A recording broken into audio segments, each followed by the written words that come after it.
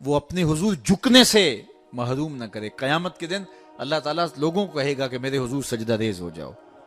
آج اگر کوئی نماز پڑھتا ہے یا نہیں پڑھتا، قیامت کے دن تو چاہے گا کہ میں اس کی حضور سجدہ ریز ہو جاؤں. جب سورج سوا نیزے پہ ہوگا پھر تو کوئی انکار نہیں ہوگا. بے نمازی سجدہ کرنا چاہیں گے بھی کمر اکڑ جائے گی، نہیں کر پائیں گے. اللہ فرماتا ہے قرآن مجید کے اندر کچھ لوگ جہنم کو دھکیلے جا رہے ہوں گے.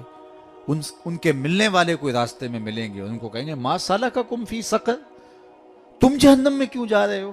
تو وہ کیا کہیں گے؟ لم نکو من المصلین، ہم نماز نہیں پڑھا کرتے تھے. ایک بار نہیں، دو بار نہیں، قرآن و حدیث میں 750 مرتبہ نماز کا حکم آیا. یار ایک بات میں آپ کو کہوں، ہمارے خطبہ کہتے ہیں نا کہو سبحان اللہ، تو سامعین نہ کہیں تو وہ ناراض ہو جاتے ہیں. کوئی مذاق کر دیں گے، پھر سخت غصے میں آ جائیں گے. کئی تو ناراض ہو کے تقریر چھوڑ دیتے ہیں کہ میں تمہارے پاس آیا ہوں، تم زور سے سبحان اللہ بھی نہیں کہتے. تو 3 مرتبہ، 2 مرتبہ، 4 مرتبہ ایک مکرر ایک بات کہے اور آپ نہ مانیں یا میں نہ مانوں تو وہ ناراض ہو جاتا ہے. اور میرا رب ایک بار نہیں 750 مرتبہ کہہ رہا ہے. نماز کا حکم اللہ اور اس کے رسول کی جانب سے 750 مرتبہ ہے. کتنا ڈھیٹ پنا ہے کہ بندہ پھر بھی اللہ کے حضور سجدہ ریزی کی توفیق نہ پائے، اور وہ کس طرح جو ہے وہ ڈٹائی کے ساتھ اپنی زندگی گزار دے. 5 گانا نماز شعار زندگی بنا لو. یہ دین ہے، اس کو اچھی طرح سے روحوں میں اتار لو. 5 گانا نماز کبھی بھی تم سے قضا نہ ہونے پائے. اور اگر ہو سکے تو سحری کے سجدوں کی بھی عادت ڈال لو. اس وقت رحمتیں اترتی ہیں، رزق بٹتا ہے، کرم نوازیوں کا نور اتر رہا ہے. یہ جو آپ کہتے ہیں گھر میں ٹینشن بہت ہے، پریشانیاں بہت ہیں، مسائل بہت ہیں، اپنے بھی دشمن ہو گئے، شریکہ برادری نے مار دیا، کتنے مسائل ہیں. آپ سجدے تہجد کے ادا کرنے شروع کر دیں، روح کو قرار آ جائے گا، باطن کو چین آ جائے گا. ایک روایت میں آتا ہے حدیث پاک میں کہ جب سحری کا وقت ہوتا ہے تو شوہر اٹھتا ہے اور اپنی بیوی کو کہتا ہے اللہ کی بندی تو بھی اٹھ اور اللہ کے حضور سجدہ ریزی کریں. سارے دن کی تھکی ہوئی خاتون اٹھ نہیں پاتی تو وہ خیر وضو کر کے واپس جب آتا ہے تو چلو میں تھوڑا سا پانی لے آتا ہے اور اپنی بیوی کے چہرے پہ چھڑک دیتا ہے اور مصلی بچھا کے نماز پڑھنے لگ جاتا ہے. تو بیوی اٹھتی ہے، دیکھتی ہے کہ میرا شوہر نماز پڑھ رہا ہے تو اس کو بھی خیال آتا ہے، تو وہ بھی اٹھتی ہے، وضو کرتی ہے، شوہر کے قریب مصلی بچھا کے وہ بھی نماز پڑھنے لگ جاتی ہے. سحری کا وقت ہے، نیم اندھیرا ہے، کوئی دیکھنے والا نہیں. کبھی شوہر سجدے میں ہے، کبھی بیوی قیام میں، کبھی وہ رکوع میں ہے، کبھی یہ قومے میں ہے، کبھی وہ جلسے میں ہے. دونوں اللہ کے حضور سجدہ ریزیاں کر رہے ہیں. حدیث پاک میں آتا ہے دونوں کو دیکھ کے رب مسکرا رہا ہوتا ہے. اپنی شان کے مطابق اللہ خوش ہو رہا ہوتا ہے کہ میرا بندہ اور میری دہلیز کی باندی کس قدر میرے حضور سجدہ ریزیاں کر رہے ہیں. تو صاحبو آؤ اپنی پیشانیوں کو سجدوں کے نور سے مالا مال کریں. کتنی زندگی ہم گزار چکے ہیں، تھوڑا وقت باقی ہمارے پاس، بہت وقت گزار چکے ہیں. نہ جانے اٹھنے والا اگلا قدم کہاں ہے. آج موقع ہے، کل نہیں ہوگا. وقت پر کافی ہے قطرہ بھی آب خوش ہنگام کا. جل گیا جب کھیت برسا می تو پھر کس کام کا. پھر پچھتاوے سے کیا، آج کا پچھتاوا کل کی بہتری کی ضمانت ہوگی. کل کا پچھتاوا حسرت اور دکھ کو بڑھانے کے علاوہ اور کچھ نہیں ہوگا. آج لے ان کی پناہ، آج مدد مانگ ان سے، کل قیامت کو نہ مانیں گے اگر مان گیا. اقبال نے کہا تھا موسم اچھا، پانی وافر، مٹی بھی زرخیز، جس نے اپنا کھیت نہ سینچا وہ کیسا دہقان. آج موقع ہے، آج فرصت ہے. وہ ایک فقیر تھا، وہ بازار میں کھڑا رو رہا تھا تو کسی نے روک کے کہا بابا کسی نے مارا ہے؟ کہا نہیں نہیں کوئی ایسی بات نہیں ہوتی. کیوں رو رہے ہو؟ کہا بس ان کے رویے نے رلا دیا. کیا مطلب؟ کہا گزر رہا تھا، ان کو دنیا میں کھوئے ہوئے دیکھا، دل میں ترس جاگا تو میرے خیال میں آیا ان بندوں کی رب سے صلح نہ کروا دوں. تو پھر کہا میں نے اس سے بات کی تو آواز آئی لے آ میری چوکھٹ پہ، ایک آنسو سے سارے گناہ معاف کر دو. لے آ میری چوکھٹ. میں بڑا خوش ہوا، بہت خوش ہوا، اور میں نے ان سے کہا کہ آؤ اس کی چوکھٹ پہ، وہ تو معاف کرنے پہ آمادہ ہے.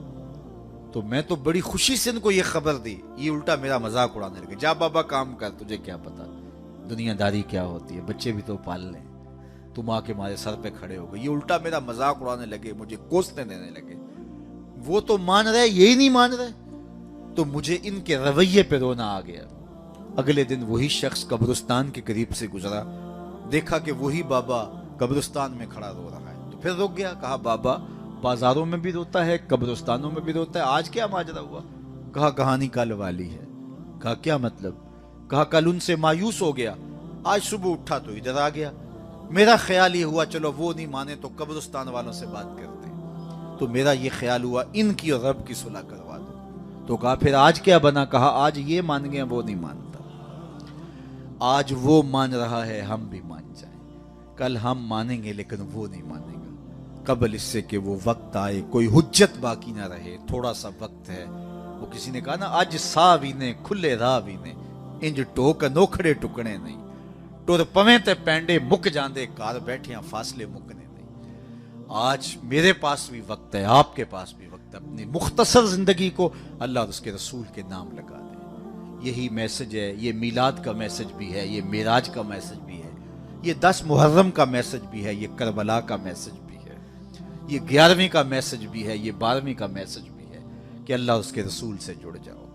اور اگر یہ نہیں ہے تو پھر کیا فائدہ ہمارا بیٹھنے کا، اور کیا فائدہ ہمارے اجتماع اور جلسے منعقد کر. پھر ہماری ذات کے چسکے ہوں گے، ہمارے کانوں کی لذت رہ جائے گی. میں آؤں گا تو آپ کھڑے ہو جائیں گے، نعرے لگائیں گے، میرا نفس پلتا رہے گا. کیا بات ہے، میں تو بہت بڑا ہوں. اللہ کے رسول کی نعت رک جائے گی، میری تعظیم کے لیے لوگ کھڑے ہو جائیں گے. اس سے مجھے بھی نشہ ملے گا اور لوگوں کو بھی لذت ملے گی. صاحب نہیں، ہم سب غلام ہیں، نوکر ہیں. رضا ثاقب بہت بڑا ہوگا، رسول اللہ کی نعت سے بڑا نہیں ہے. حضور نے ارشاد فرمایا جو شخص یہ چاہے کہ لوگ میرا کھڑے ہو کے استقبال کریں وہ اپنا ٹھکانہ جہنم میں تلاش کر لے. یہ چھوٹی وعید ہے، یہ رونگٹے کھڑے کر دیتی ہے. بلکہ نفس کی چالیں تو اتنی باریک ہیں کہ حضرت بایزید بستامی بولے کہ میں نے ایک دن اپنے نفس سے کہا کہ میں تجھے غذا بھی نہیں دیتا، تو پھر بھی اتنا موٹا تازہ کیوں ہے؟ تو کہتے میرے نفس نے مجھے جواب دیا کہ بایزید جب تو گلیوں بازاروں سے گزرتا ہے نا تو لوگ انگلی کے اشارے کر کر کے کہتے ہیں یہ بایزید جا رہا ہے، یہ بایزید جا رہا ہے. میری غذا مجھے اس سے مل جاتی. اس کی تو چالیں بڑی باریک ہیں. واہ واہ بڑا جلسہ کروایا جی، کمال ہو گئی، منتظمین اس پہ راضی ہو گئے. صاحب اس کی ضرورت نہیں ہے. ضرورت یہ ہے کہ کیا میرے عمل میں تبدیلی آئی، میری زندگی میں کوئی تبدیلی آئی، میری پیشانی کو سجدہ نصیب ہوا یا نہیں ہوا، میں اپنے پچھلے گناہوں پہ نادم ہوا ہوں یا نہیں ہوا، مجھے شرمندگی ہوئی ہے یا نہیں ہوئی، میں نے قبر کے لیے کوئی روشنی تلاش کی ہے کہ نہیں کی. قبر کے چراغاں کا بھی تو اہتمام کرنا ہے، وہاں کی بھی تو روشنی اکٹھی کرنی ہے. وہاں بھی تو سخت اندھیرا ہے، وہاں تو وحشت ہے. اللہ اکبر. تو وہاں کے لیے بھی تو کچھ چراغاں کرنا ہے. تو یہ مختصر زندگی اپنی قبر کو روشن کرنے کے لیے، اپنی آخرت کو پر نور کرنے کے لیے، اللہ اور اس کے رسول کی رضا جوئی کے لیے گزار دو. اقبال کے سارے کلام کا رس نہ چھوڑیں تو خلاصہ یہ نکلتا ہے کہ محمد سے وفا تو نے تو ہم تیرے ہیں، یہ جہاں چیز ہے کیا لوح و قلم تیرے ہیں. کہا ان سے وفا کر لو، پھر قلم بھی تمہیں دے دیں گے، تختی بھی تمہیں دے دیں گے، جو لکھنا ہوا خود ہی لکھ لینا. پھر تیری تقدیر کے فیصلے واشنگٹن میں نہیں ہوں گے، بلکہ خدا بندے سے خود پوچھے گا بتا تیری رضا کیا ہے. شرط یہ ہے کہ جب دل کا رشتہ حضور سے جڑ جائے، قرآن اور صاحب قرآن سے جڑ جائے. آئیے میں اور آپ اپنی زندگی کو ان کے نام لگائیں. نماز عشاء کا وقت ہوا چاہ رہا ہے. میں جتنی باتیں کر لیں اگر ان پہ عمل ہو جائے تو میرے لیے اور آپ کے لیے اتنا ہی کافی ہے.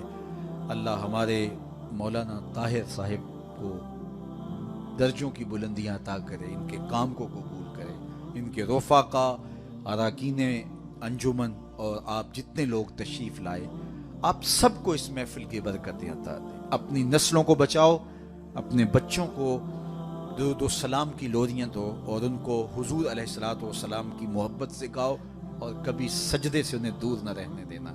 ان کی پیشانیوں کو بچپن سے ہی سجدے سے آشنا کرو. بیٹیوں کو پردے کی تلقین کرو، بچپن میں ہی تلقین کرو، اور ان کو قرآن مجید پڑھنے کی تلقین کرو. اور سجدے سے کبھی ہمارے گھر نا آشنا نہ ہو. کتنا خوبصورت گھر ہے کہ جب صبح کے اجالے پھوٹتے ہیں تو مرد مسجدوں کو نکل پڑتے ہیں اور بیٹیاں گھروں میں مصلے بچھا لیتی ہیں.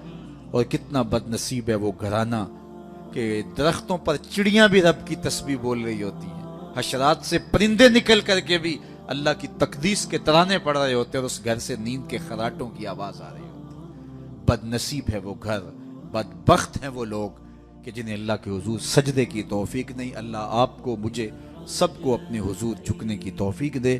وآخر دعوانا ان الحمدللہ رب العالمین۔